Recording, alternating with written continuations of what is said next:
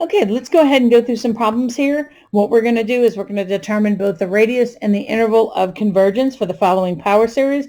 We'll start by looking at the series which looks like the sum as n goes from 0 to infinity of n factorial times x to the n. I'm going to go ahead and note that this thing is centered at x equals 0. So that, remember, we know that it at least converges for x equal to 0. To determine how far out we go from that, we're going to find the radius of convergence. And remember, think about the ratio test. In the ratio test, we're going to look at the limit as n approaches infinity of the a sub n plus 1 term over the a sub n term. This then is going to be equal to the limit as n approaches infinity, and I am using my shortcut method here, which means I'm only considering the coefficient. Again, reason being, if I were to go ahead and stack this x minus c to the n part and the n plus 1, I'm just going to wind up pulling it out anyway, and I'm going to wind up with the same result.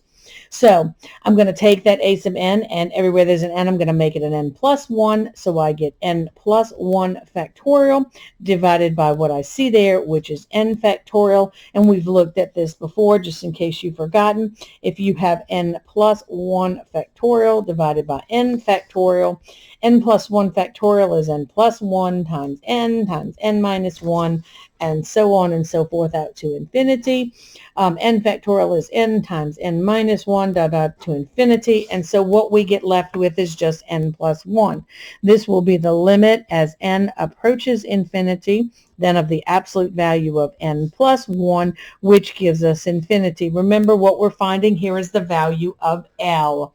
So what does that tell us? Well, when we get a value of infinity, that tells us that the radius of convergence is 0. And since the radius of convergence is 0, remember, that tells us how far we're going to go out from where it's centered. That means we're going no units out. So the interval of convergence for this particular power series is exactly x equal to 0. Okay. Now, to get a little bit better understanding of this, what I did for number 2 was to really give you the same power series. I've still got the same coefficient of a sub n here. The only thing I've changed is where this thing is centered. This is centered at x equal to -1. Now, if I go through and I do the ratio test like I just did, I'm going to still do it on n factorial. I'm going to get the same value of L, which is infinity. That tells me that my radius of convergence will be 0. And since we were only converging at -1 and we're not going to go out any in either direction, the interval of convergence here will be exactly x equal to 1. All right, let's go ahead and try our next example.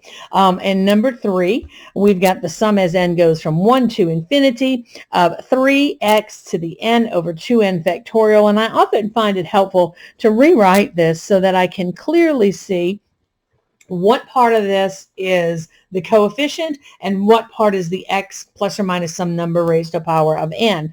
And of course, 3x to the n is equivalent to 3 to the n times x to the n. So I get 3 to the n times x to the n. And I'll put that 2n factorial kind of over this way a little bit so that I can clearly see that there is my a sub n, there is my x minus c to the n. And of course, here we're going to be centered at x equal to 0. So let's go ahead and find out what our value of L is. And we do this by doing a ratio test. That is the limit as n approaches infinity of the absolute value of the a sub n plus 1 term over the a sub n term. So that's going to be the limit as n approaches infinity. The a sub n plus 1 term is exactly what we see here, but everywhere there's an n, we're going to make it an n plus 1. So I get 3 raised to the n plus 1 divided by, now be careful in this is going to be 2 times n plus 1 all factorial. And then I'm going to divide that by a sub n, which would be the same thing as multiplying by the reciprocal, which means I'm going to multiply by 2n factorial divided by 3 to the n. Now let me see if I can do a little bit of cleanup on this. This is going to give me the limit as n goes to infinity. The 3 to the n plus 1 can be rewritten as 3 to the n times 3 to the first. Let me just leave that 2n factorial there for a minute. Let me clean up this bottom. This is going to give me 2n plus 2 factorial, and then I'm going to have a 3 to the n. Well, of course, the 3 to the n's cancel. And if you go through and you look at what happens to this factorial, and you can go out to the side and work that, what you wind up with here is the limit as n approaches infinity. We get a 3 on the top, and everything but a 2n plus 2 and a 2n plus 1 is going to cancel on the bottom. Again, if you can't see that, go out to the side and write out what the terms of those factorials look like. And when we take the limit as n approaches infinity on this, we get 0.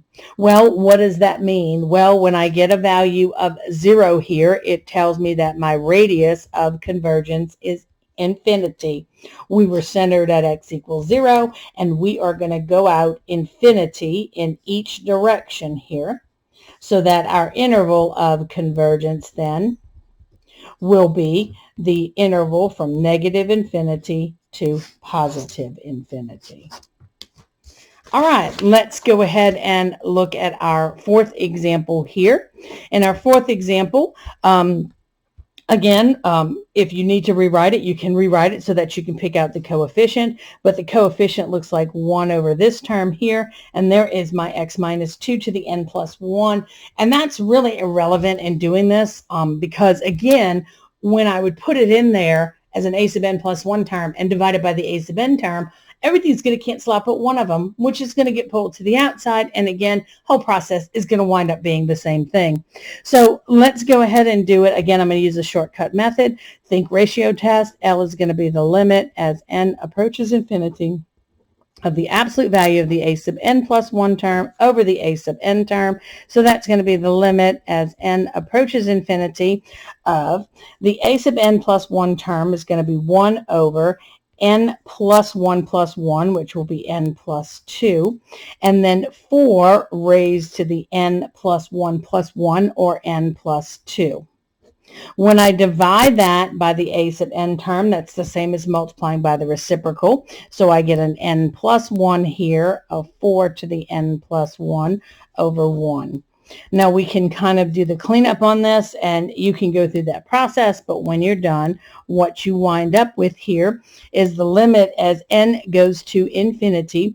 The 4 to the n's cancel. This is going to give me a 4 squared and a 4 to the first, which is going to wind up with a 4 on the bottom times n plus 2 divided by n plus 1, or the limit as n approaches infinity of n plus 1 over 4n plus 8. Of course, that's going to give you infinity over infinity, and we can either use L'Hopital's rule or divide through by n. Using L'Hopital's rule, this is going to give me the limit as n approaches infinity of 1/4. So my L value is 1/4. That tells me that my radius of convergence is 4. Now, what does that mean in terms of my interval of convergence? Well, when we started out, we have an x minus 2 up here. So we know that we were centered at least the value of 2. And with a radius of 4, that means we're going to go 4 units out on each side of this value of 2. So that I have an interval of convergence that at least includes, let's see, subtracting 4 on this side, it's going to go from negative 2 on out to 6. But here's the problem. When you get anything other than 0 or infinity, you get something in between. Not only do you need to find this open interval of convergence, but we will also need to check the endpoints to see if they are included or not included. Let's see how that works.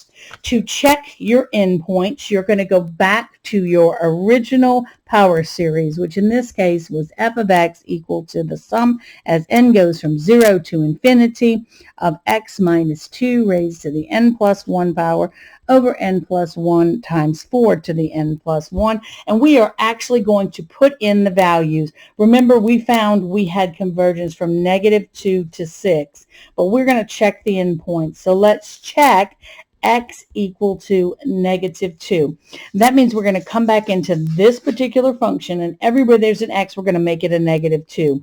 So we get f of -2 is equal to the sum as n goes from 0 to infinity, -2 minus 2 to the n plus 1 over n plus 1, 4 to the n plus 1. Notice I only put in the value for x, not for n. This then is going to give you the sum as n goes from 0 to infinity of -4 to the n plus 1 divided by n plus 1 times 4 to the n plus 1. And I want you to see something here. This term and this term do not cancel as they sit. However, side note here for your information. If I have, for example, a -5 raised to the n power divided by 5 raised to the n power, and my pen doesn't seem to be working here. Let's get another red pen. I usually have a ton of them. I can't seem to find one here. Here we go. Okay, so if I have this, again, I'm not going to get a straight canceling, but what I do know is that -5 is the same thing as -1 times 5 to the n over 5 to the n. So this would be -1 to the n times 5 to the n over 5 to the n, and those would cancel, but I'm going to be left with that -1 to the n. So going back to my problem up here, and let's kind of input that thought process, this then becomes the sum as n goes from 0 to infinity of -1 to the n plus 1 divided by n plus 1, 4 to the n plus 1, I missed that one up there, times 4 to the n plus 1. Now those cancel, and so what I wind up with here is an alternating series. And with an alternating series, remember how we test convergence. In order to test convergence of an alternating series, I need to be able to prove two things. Number one, I need to show that the limit as n approaches infinity of the a sub n piece, which is the piece without the -1, or in this case 1 over n plus 1, is actually equal to 0. And I think that's fairly obvious in this case. When you put in infinity for n, you do get 0.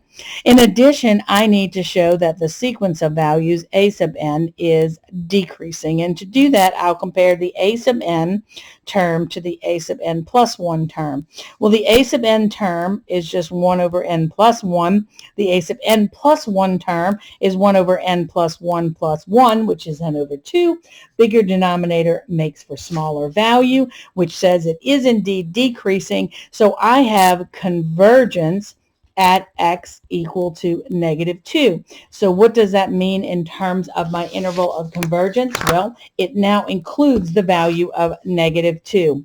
We will also need to check our other endpoint, and our other endpoint here was 6.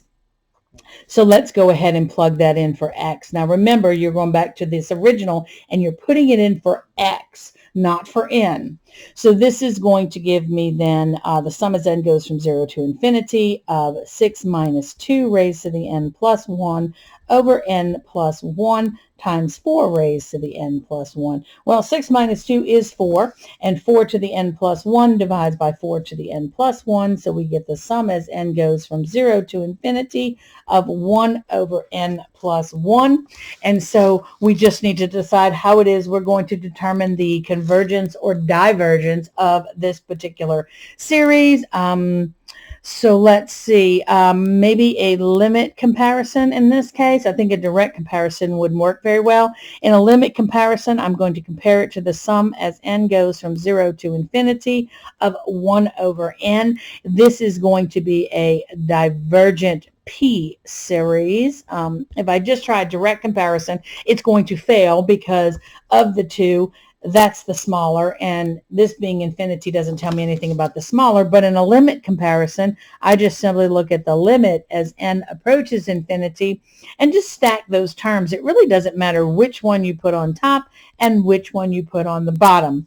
The bottom line is, if I get a real positive number out of this, then they will both behave the same way. I'm going to flip that bottom one and multiply. This is going to be the limit as n approaches infinity of n over n plus 1, which is infinity over infinity, unless I use L'Hopital's rule. Then this gives me the limit as n goes to infinity of 1, which is a real positive number.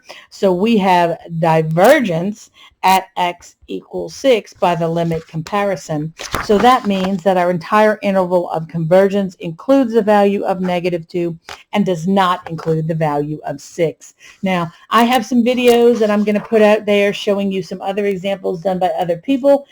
Again, if you need any help, you know how to get in touch with me.